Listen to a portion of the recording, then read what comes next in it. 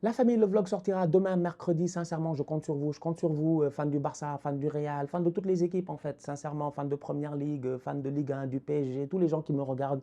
Je compte sur vous en fait. Je sais qu'il y en a, ils regardent juste des fois leur équipe, mais ce genre de contenu-là, ils sont faits un peu pour tout le monde, tu vois, parce qu'on travaille dur, on travaille dur. C'est pas juste j'ai allumé ma caméra, je suis venu et j'ai parlé.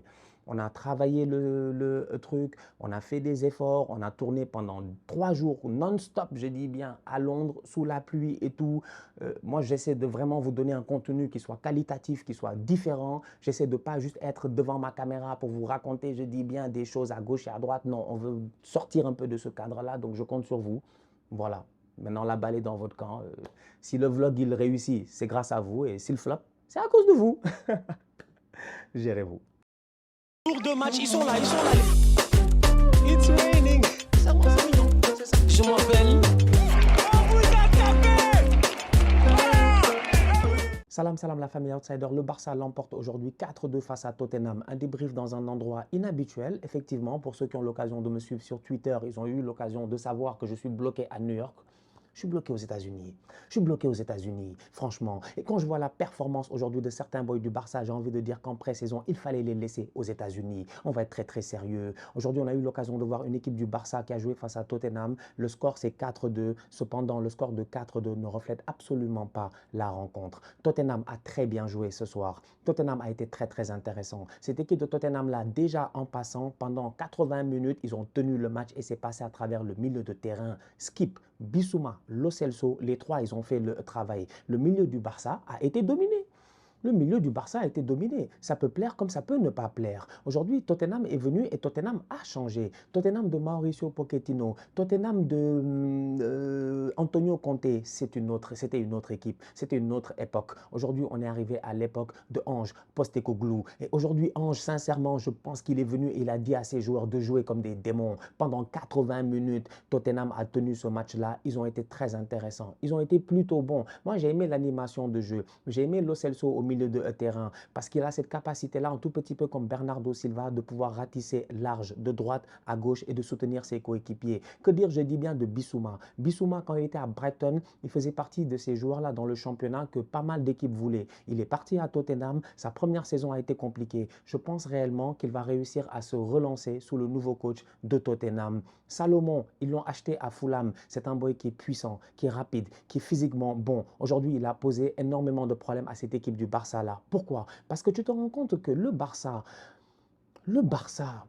doit comprendre que tout le monde sait jouer au football. En fait, les supporters du Barça doivent capter aujourd'hui que tout le monde sait jouer au football. Xavi doit capter que tout le monde sait jouer au football. Donc, en fait, la différence maintenant, elle se fait sur des petits détails. Et parmi ces détails-là, tu as l'intensité de jeu. Tu as l'intensité de jeu. Tu as le physique. Tu ne peux pas être le Barça, être à domicile. Tu joues le match, même pas on a joué pendant combien de temps? 32 minutes de jeu et puis Araujo, il sort. Pourquoi? Une accélération, il sort. Pourquoi? Il a essayé de prendre Davinson Sanchez de vitesse, il s'est fait mal. Il est sorti. Aujourd'hui, tu vois cette équipe de Tottenham là, des tacles à gauche, des tacles à droite. Davinson Sanchez a été excellent. Très très bon. Il fait des tacles, il ratisse. Les boys ne passaient pas en fait, sincèrement. C'est-à-dire que le Barça, physiquement parlant, Xavi s'est plaint face à Arsenal, mais que dire de ce match-là face à Tottenham? Lors du premier match face à Arsenal, on pouvait dire que c'était leur premier match de préparation. Là, la préparation, elle est terminée. C'est un trophée chez eux. Certes, ils l'ont gagné, mais dans ce match-là, franchement, entre vous et moi, ils n'ont pas été rassurants. Moi, je n'ai pas vu une équipe du Barça qui est rassurante. Sincèrement. Défensivement parlant, ça a été compliqué. Il y a des espaces qui sont laissés. Il y a des boys qui ne suivent pas au marquage. C'est pas normal en fait. De où Skip, il se retrouve sur le deuxième but à faire une course, venir dans la surface de réparation, claquer sa tête et il n'y a personne qui le suit. Il y a des questions à se poser. Donc du coup, tu regardes le score final 4-2, tu peux t'asseoir et dire ouais, le Barça a gagné, le Barça bravo, etc. Il y en a, ils vont se concentrer que sur la fin du match en disant ouais, Lamine Yamal, ouais, machin, etc. Ansu Fati, vous nous fatiguez? Vous nous fatiguez, franchement, vous nous fatiguez, parce que l'exigence, je dis bien, d'un vrai supporter du Barça, normalement, elle doit être là. Elle doit être là. Elle doit être très très haut en fait.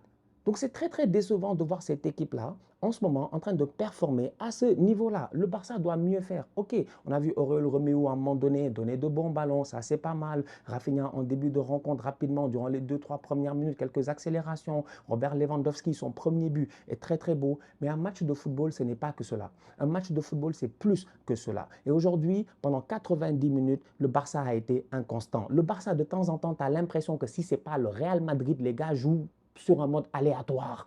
C'est pour cela que je dis que le football, il a changé. En fait, les gars doivent comprendre qu'aujourd'hui, tout le monde sait jouer au football. Tout le monde sait jouer au football. Maintenant, la différence, elle se fait sur des détails. Et le détail aujourd'hui, le plus marquant, c'était l'intensité physique que les Catalans n'ont pas réussi à mettre. Maintenant, on peut discuter de la deuxième mi-temps. On peut discuter de la fin de la rencontre. Là, c'est intéressant parce que tu te dis que Tottenham est quand même venu aujourd'hui sans Harry Kane qui est en partance pour le Bayern. On va voir ce que ça va donner. Sans Son Heung-min aussi, mais ils ont réussi à faire une rencontre plutôt décente. Au niveau du Barça, tu regardes le match, tu es quand même déçu, mais après, à un moment donné, il y a des rentrées et les rentrées changent tout. Les rentrées changent tout. Lamine Yamal, il rentre, il est sur le côté. Franchement, il est dangereux. Le boy a dribblé Reguilon, mais j'avais mal pour Reguilon. Sincèrement, j'ai eu mal au dos. J'ai eu mal au dos. Il a laissé Reguilon là-bas comme du n'importe quoi. Lamine Yamal a été extrêmement dangereux, mais c'est là où j'ai envie de dire aux fans du Barça de se calmer, d'être patient, de ne pas mettre la pression sur le boy. Je les vois déjà en train de dire Dembélé est parti, mettez Yamal sur le côté. Yamal va accélérer, il va dribbler. C'est comme ça, vous nous avez cramé Ansu Fati. C'est comme ça, vous nous avez cramé Gavi. Gavi, son match n'est pas excellent, son match n'est pas du tout bon. Même d'ailleurs, Gavi, on ne l'a pas vu de la pré-saison. C'est-à-dire qu'au Barça, on ne peut pas continuer à chaque fois qu'il y a un petit boy de 17 ans, 18 ans, qui n'a même pas encore fini de perdre toutes ses dents de lait, on ne peut pas les prendre directement et les mettre comme ça en guerre. Le Barça ne peut pas se permettre de faire cela. Le Barça a besoin que certains vétérans, certains joueurs qui sont un peu plus âgés, des Eric Garcia, prennent leurs responsabilités. Il faut soulager ces jeunes-là. Aujourd'hui, il a fallu que Lamine Yamal rentre pour que tu vois quand même des choses intéressantes. Xavi doit se gérer. Franchement, Xavi doit se gérer. Son équipe, elle est déséquilibrée. Baldé, il est sur le côté, le pauvre Baldélier. Il ne peut pas monter forcément à outrance parce qu'il y a Salomon. Et quand il monte, Porro n'est même pas fatigué. Pedro Porro n'est même pas essoufflé. Pourquoi? Parce qu'il y a Bissouma qui vient gifler Baldé. On l'a vu en début de match. Franchement. Donc du coup, tu as une équipe du Barça qui est totalement déséquilibrée. En fait, moi, j'ai regardé le match aujourd'hui, je me suis calmement regardé le match, j'ai dit, ok, c'est bien la fin de match, c'est bien le but de Ferran Torres, le but de Lamine Yamal, tout ça, c'est très très beau. Abdé qui rentre, la vitesse, tout ça, franchement, bravo, tu as envie de dire machallah, tout ça, etc. Mais c'est pas ça une saison. Une saison, c'est 38 matchs de championnat, plus une équipe, on attend qu'elle fasse au moins demi-finale de Ligue des Champions. Mais aujourd'hui, tu fais demi-finale de rien du tout. Franchement. Il y a énormément de taf, je dis bien. Tactiquement, l'équipe est trop déséquilibrée. Tu ne sais pas comment réellement ça joue. Rafinha, il est sur un côté, ok. Lewandowski, il dézone de temps en temps, il essaie d'aller sur le côté gauche. Mais sur le côté gauche, il n'y a personne. Et d'ailleurs, il y a tellement personne que même en termes de repli défensif, quand il y en a qui montent, derrière, ça devient compliqué. Il y a un travail à faire. Franchement, il y a un énorme travail aujourd'hui à faire au niveau du Barça. Que ce soit physiquement, que ce soit tactiquement, Xavi doit travailler. Les gens s'attendent à beaucoup plus. Ça fait quand même maintenant, ça veut dire que si tu regardes le Xavi, tu le compares à Arteta en te disant que c'est deux gars qui sont des anciens joueurs qui sont arrivés dans voilà, leur club de cœur et qui maintenant vont devoir travailler pour faire avancer le club, tu as envie de dire que Xavi, il est un tout petit peu en retard, même s'il est champion. Même s'il est champion, parce qu'il a été champion avec une équipe qui a été très forte défensivement, cependant, en termes de jeu, il n'a pas été forcément convaincant. On arrive aujourd'hui, trophée Gamper, oui, tu le gagnes à la maison 4-2, mais tu regardes le match et tu n'es absolument pas satisfait parce que tu te poses des questions à savoir quel genre d'animation de jeu cette équipe-là, elle va avoir. Comment ils vont faire pour s'en sortir le jour où ils vont avoir des ailiers en phase 2 qui sont dangereux. Aujourd'hui, on l'a vu, que ce soit Perisic, que ce soit Salomon, que ce soit Richarlison, il y a des mouvements qui se font au niveau de Tottenham qui ont complètement perdu le Barça. Tottenham a marqué, les deux premiers buts que Tottenham a marqués sont des buts d'école. C'est des buts d'école, c'est du tac, tac, tac, tac, tac, ça sort, passe en retrait, frappe. Tottenham aujourd'hui, en fait, tous leurs matchs, c'était un très bon match. Bon, franchement, l'équipe là, elle a changé. Hein. L'équipe, elle a changé. C'est plus les affaires d'Antonio Conte, machin, on défend à 10 et tout. L'équipe, elle a changé. Donc, du coup, moi, je me dis, d'un coup, tu gardes Harry Kane, d'un coup, tu as un Son Heung-min qui est en forme. Cette équipe de Tottenham-là, peut-être qu'on les avait effacés un tout petit peu. On se disait que la saison prochaine, il n'y a pas de top 4. Pour moi, s'il continue comme ça et que Bissouma reste en forme, Harry Kane y reste et que Son Heung-min retrouve, je dis bien, la joie de vivre, tout ce qu'il lui faut, mais ils sont capables de faire top 4. Voilà, on en est rendu, franchement. Donc, belle victoire de la part du Barça, tu as envie de dire, mais tu as envie de dire que le Barça peut beaucoup mieux faire. Tu as envie de dire que le Barça a des efforts à faire.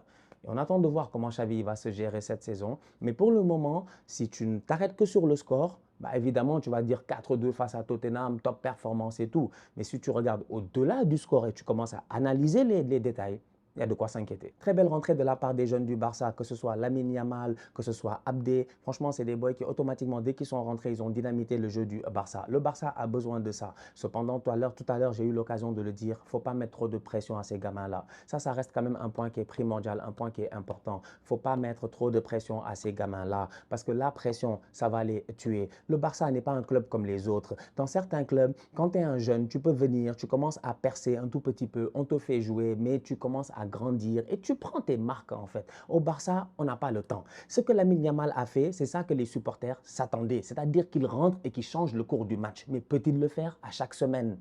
C'est un gamin. C'est un gamin. Il n'a même pas encore fini de boire du lait. Ses os ne sont pas encore durs. Tu vas tomber sur un Davinson Sanchez méchant, il va te tacler, tu vas prendre 6 mois de blessure ici. D'où la raison pour laquelle je parle des vétérans qui doivent prendre leurs responsabilités au courant de cette saison. Au-delà de cela, aujourd'hui encore une fois, ça nous a montré à quel point, offensivement parlant, de temps en temps, le Barça peut être pauvre. On va voir ce que ça va donner avec Ferran Torres au courant de la saison. On va voir ce que ça va donner avec, j'ai envie de dire, avec Abdé au courant de la saison. On va voir ce que ça va donner avec d'autres joueurs, avec Ansu Fati au courant de la saison. Ansu Fati qui peut-être est sorti de cet embourbement mental-là, dans lequel moi, je n'ai pas envie que Lamine Yamal il rentre en fait. C'est pour ça que je parle aux fans du Barça en essayant de leur faire comprendre, là, en disant que les choses, elles ont changé. Lamine Yamal, si tu le fais enchaîner 4, 5, 6 matchs, à la minute où ça ne va pas, ça va être compliqué. La pression va peut-être le tuer. Je ne connais pas la personnalité du boy. Peut-être que mentalement, il est plus fort qu'Ansu Fati.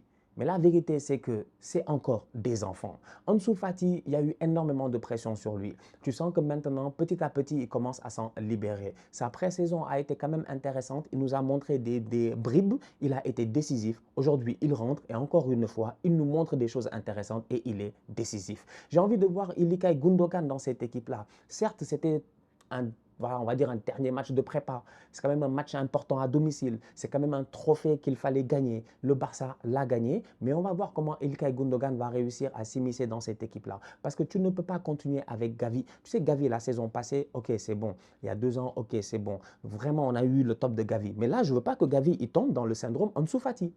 Pas que tu aies un Gavi qui soit fatigué, qui ne soit pas au top, tu n'arrives pas à avoir le... Non, non, Gavi n'a qu'à s'asseoir sur le banc, franchement. C'est-à-dire qu'à un moment donné, il faut... Je ne sais pas comment l'expliquer, en fait. Moi, je suis fatigué. Moi, je suis fatigué, en fait. Je ne sais pas comment l'expliquer parce que tu ne peux pas avoir... Non, non.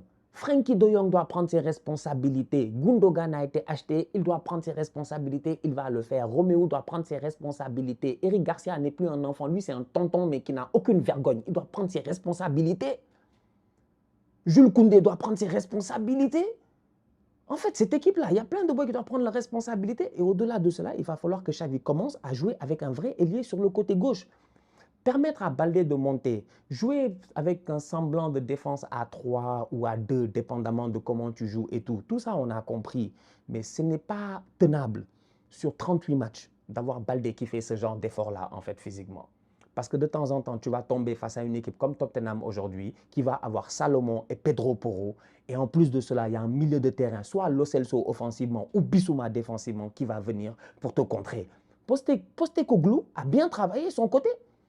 Aujourd'hui, Baldé, dès le début du match, il a essayé de faire 2-3 accélérations. Les gars lui ont mis des coups de coude. Quand Xavi parlait d'intensité, mais c'est ça.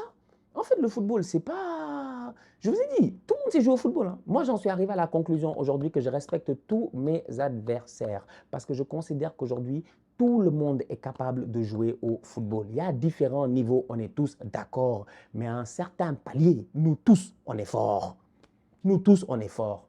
Tu me dis aujourd'hui, ouais, moi j'ai tel joueur, j'ai tel joueur. À Arsenal, tu verras les mêmes joueurs. À City, tu verras les mêmes joueurs. Au Real, tu verras les mêmes joueurs. À l'Inter Milan qui est allé en finale de Ligue des Champions, tu verras les mêmes joueurs. C'est-à-dire que tout le monde sait jouer au football. Chacun a son football. Mais la différence, elle se fait souvent sur est-ce que tu es capable mentalement de tenir et physiquement de tenir. Et aujourd'hui, le Barça, à mon humble avis, ils sont un tout petit peu déficients sur les deux. Il a fallu vraiment un sursaut d'orgueil en fin de match. Les boys sont rentrés, Tottenham était un peu fatigué, il y a eu des changements qui ont été faits et hop, Yamal a fait parler la magie. Mais moi, je connais les fans du Barça. À la fin du match, ils vont te dire Yamal doit jouer. Mais pour aller où? Il n'a qu'à retourner chez les juvéniles ou Barça B ou je ne sais plus quoi. Pour aller où? Il doit être sur le banc. Gavi doit être sur le banc. C'est des petits qui doivent rentrer maintenant, petit à petit, 30 minutes par match et tout. Mais il ne faut pas les cramer. Il ne faut pas les cramer, en fait. Vous avez vraiment du talent, en fait. Il y a du talent. Hein. Il y a des jeunes très, très talentueux au Barça. Mais je répète encore une fois, les vétérans, les plus âgés, doivent prendre leurs responsabilités. Sergio Roberto est le capitaine de cette équipe-là, mais bon, voilà, que veux-tu? Il est décevant. Franchement, il est décevant, là. Voilà, moi, je n'ai pas grand-chose de plus à dire qu'il est décevant.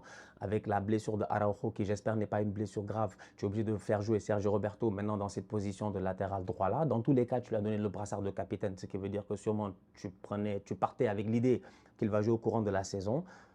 Mais s'il y a des blessures graves cette saison aussi, en termes de profondeur de banc défensivement, ça peut être compliqué. Là, franchement, entre vous et moi, comme j'ai dit, l'année passée, ils ont été champions. Le Barça s'est quand même géré. Ça a sûrement donné un gros sursis à Xavi. Mais cette année va être quand même différente. Les gens ont des attentes. Le Barça va encore une fois devoir se battre en championnat. Mais on s'attend vraiment à ce qu'il soit compétitif en Ligue des Champions. Maintenant, à savoir si en Ligue des Champions, ils réussiront à faire la différence. Seul le temps nous le dira.